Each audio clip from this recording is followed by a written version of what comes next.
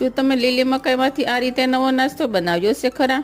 તો તેના માટે 1 કપ લઈ લઈશું મીડિયમ સાઇઝનો રવો અને ખાટી સાઇઝ લઈ લઈશું તેની સામે 1 કપ. ત્યારબાદ મીઠું એડ કરી દઈશું અને સરસ રીતે મિક્સ કરી દઈશું. હવે આપણે આને ઢાંકણ ઢાંકી અને અડધો કલાક માટે રેસ્ટ આપી દઈશું. અહીંયા આપણું આ રીતે બેટર તૈયાર કરવાનું છે. રૂટિંગ મસાલામાં લઈ લઈશું ધાણા જીરું પાવડર, લાલ મરચું પાવડર, આખું જીરું, હિંગ અને સ્વાદ અનુસાર મીઠું. ત્યારબાદ લઈ લઈશું લીલી મકાઈના દાણા. હવે આવશે વેજીટેબલમાં છે ગાજર, ટમેટું, કાંદો અને આદુ મરચાંની પેસ્ટ. ત્યારબાદ તેને બેટરમાં એડ કરી દઈશું અને સરસ રીતે મિક્સ કરી દઈશું.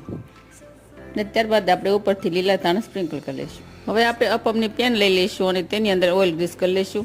ઓઇલ ગ્રીસ કર્યા બાદ આપણે અપમનું બેટર એડ કરી દઈશું અને 5 મિનિટ સુધી તેને કૂક થવા રાખી દઈશું. થોડા ગોલ્ડન બ્રાઉન રંગના થાય એટલે આપણે તેને પલટાવી લઈશું. આવી રીતે આપણે પલટાવી અને અપમને તૈયાર કરી લેવાના છે. તો અહીંયા આપણા વરસાદની સિઝનમાં મસ્ત મજાના ટેસ્ટી અપમ થઈ જશે તૈયાર. રેસીપી પસંદ આવે તો લાઈક, શેર અને સબસ્ક્રાઈબ.